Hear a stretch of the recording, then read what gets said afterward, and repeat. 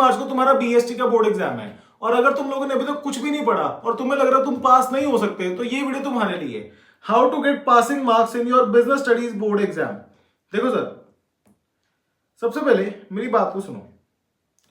ये वीडियो उन लोगों के लिए रेलेवेंट है जिन्होंने अभी तक कुछ नहीं पढ़ा, उन्हें कुछ नहीं पता पूरे साल उन्होंने कि सिलेबस में क्या है और क्या नहीं है। देखो मैं बोल रहा हूं डे 1 से शुरू करते हैं, ठीक है। तुम्हें 10 दिन की छुट्टियां हैं पेपर में। 4 दिन के अंदर अगर तुम जो मैं बोल रहा हूं पढ़ लोगे ना, 10 में से 4 दिन भी ढंग से पढ़ लोगे तो तुम पास हो जाओगे। सबसे पहले ना हम लोगों को 2 पार्ट्स में इस वीडियो को डिवाइड करना है। हमें कुछ ऐसे चैप्टर्स करने हैं जो नॉन नेगोशिएबल्स हैं, और मैं ये दिमाग में रख रहा हूं कि तुम्हें कुछ भी नहीं आता, ठीक है। जो सबसे पहला चैप्टर है that is your consumer protection. Sir बहुत ज्यादा सिंपल चैप्टर है, 5 से 6 नंबर का पेपर में पूछा जाता है। कंज्यूमर प्रोटेक्शन में तुम्हें राइट्स ऑफ कंज्यूमर तुम पढ़ोगे ना, तुम्हें लगेगा ये तो रोज की बात है हमारी। 5 से 6 नंबर का आना है, नॉन नेगोशिएबल है। ये चैप्टर तो लर्न करना ही पड़ेगा तुम्हें। सबसे पहले कंज्यूमर प्रोटेक्शन को लर्न करो। उसके बाद जो तुम लोग चैप्टर पढ़ोगे that is your planning plus controlling. 4 chapters बोले थे पढ़ने ही पड़ेंगे। देखो प्लानिंग और कंट्रोलिंग चैप्टर ना एक दूसरे के उल्टा चलते हैं, ठीक है। बहुत ज्यादा सिंपल चैप्टर है, एक 1 शॉट वीडियो देख लो, उसके बाद लर्न करने बैठ जाओ। मैं तुम्हें बोल रहा हूं कंज्यूमर प्रोटेक्शन तुम्हारा 3 घंटे में हो जाएगा, ठीक है। प्लानिंग तुम्हारा 3 घंटे में हो जाएगा। ये तुम लोग डे 2 को पढ़ो, ठीक है। अगर पास होना है तो पढ़ना, तो इतना तो पढ़ना पड़ेगा भाई, पूरे साल नहीं पढ़े तो 10 दिन तो पढ़ना पड़ेगा। जब तुम लोग डे 2 पे प्लानिंग और कंट्रोलिंग पढ़ोगे ना, तो तुम्हें कंज्यूमर प्रोटेक्शन रिवाइज करना है। कंज्यूमर प्रोटेक्शन की तुम लोग करोगे रिवीजन। डे नंबर 3 यहां पर तुम लोग क्या करोगे, ध्यान से मेरी बात को समझना। तुम्हें एक और चैप्टर पकड़ना है that is your business environment. Business environment sir इतना इजी चैप्टर है, मैं तुम्हें बोल रहा हूं, तुम्हें लग रहा है सर तो हर चैप्टर को इजी बोली जा रहा है, बट मेरी बात को मानो, पूरे 12 चैप्टर्स में से ये 4 सबसे ज्यादा इजी चैप्टर्स है, जिसमें तुम लोग कम से कम नहीं तो 12 से 13 नंबर इजीली स्कोर कर सकते हो, ठीक है। तो तुम्हें ये चारों चैप्टर्स जो है प्लस यहां पर क्या करना, रिवीजन करना तुम्हारा कंज्यूमर प्रोटेक्शन, प्लानिंग और कंट्रोलिंग की, ठीक है। जो तुम्हारा बिजनेस एनवायरनमेंट है 2 से 3 घंटे में हो जाएगा। अच्छा पहले तो ये 4 चैप्टर्स तो भैया मेरे को करने ही पड़ेंगे। These chapters are non negotiables, मतलब अगर तुम ये नहीं करोगे तो तुम पास नहीं हो सकते। 3 दिन में ये 4 चैप्टर ढंग से करने हैं, ठीक है। अब आगे सुनो, फिर से मैंने बनाया day 1, day 2, day 3, this is your 4th, 5th and 6th day. पहले मैंने 3 दिन में तुम्हें डिवाइड किया कि ये 3 दिन में तुम लोग ये 4 चैप्टर्स को करोगे ढंग से। अब देखो तुम लोग क्या करोगे, देखो तुम्हारी ना सेकंड बुक का एक चैप्टर है मार्केटिंग मैनेजमेंट। अगर तुम उसके नंबर ऑफ पेजेस गिनोगे दैट इज अराउंड 30 to 35। तुम बोलोगे सर 35 पेज का चैप्टर, उतने तो मेरे टोटल ये 4 चैप्टर में पेजेस थे। मेरी बात को सुनो, बहुत इजी चैप्टर है। लेबलिंग क्या होती है, ब्रांडिंग क्या होती है, ठीक है, प्रोडक्ट, प्लेस, प्राइस, प्रमोशन, ये 4 चीजें हैं, ठीक है। पढ़ भी लोगे ना तो भी पेपर में कुछ ना कुछ लिख पाओगे। मैं तुम्हें बोल रहा हूं रोज के 10 पेज पढ़ लो, मतलब 1/3 chapter marketing, 1/3 chapter marketing, 1/3 chapter marketing, ठीक है। तुम बात को समझो, ये चैप्टर में तुम्हारा 10 से 12 नंबर के पेपर में आना है, ठीक है। और ये चैप्टर का ना लिंक ज्यादातर बाकी कोई चैप्टर्स के साथ है नहीं। मैं तुम्हें कह रहा हूँ रोज के 10 पेज पढ़ने हैं। वो तुम्हें बताएगा प्राइस कैसे रखना है, ठीक है, ब्रांडिंग क्या होती है, लेबलिंग क्या होती है, कि पीछे सारी प्रोडक्ट की इंफॉर्मेशन लिख के रखो। इतना इजी चैप्टर है कि एक बार रीड भी ले लोगे ना तो भी तुम्हारा काम बन जाएगा। एक बात याद में रखना, रोज के 2 घंटे 10 पेज, रोज के 2 घंटे 10 पेज, डे 3, 4 और 5, मतलब 1, 2, 3 में। इसमें एक बात याद रखना, जब भी तुमने 10 पेज लर्न किए, सेकेंड डे में तुम लोग ये +10 पेजेस की रिवीजन करोगे और यहां पर +20 पेजेस की रिवीजन करोगे। इसका मतलब ये हुआ, ये भी रिवाइज करो और ये भी रिवाइज करो।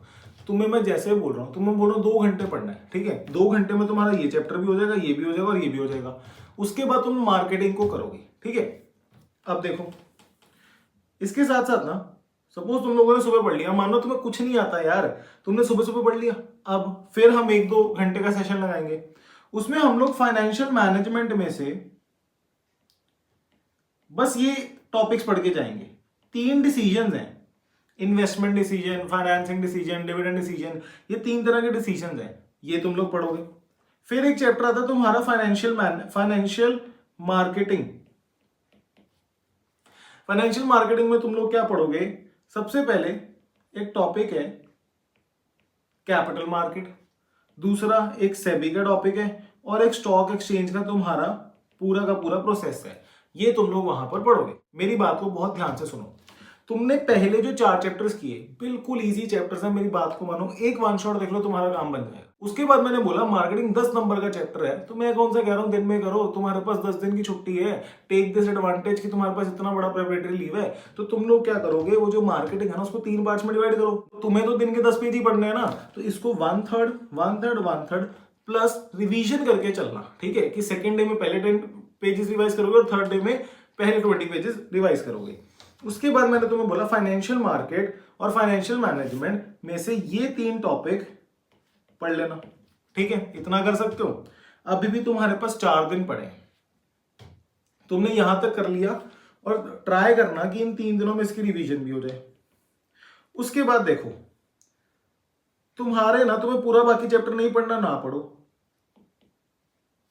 जितने भी प्रोसेसेस है तुम्हारा लर्न प्रोसेसेस, मतलब स्टाफिंग का प्रोसेस लर्न कर लो, डायरेक्टिंग का प्रोसेस लर्न कर लो, ऑर्गेनाइजिंग का कर लो, ठीक है।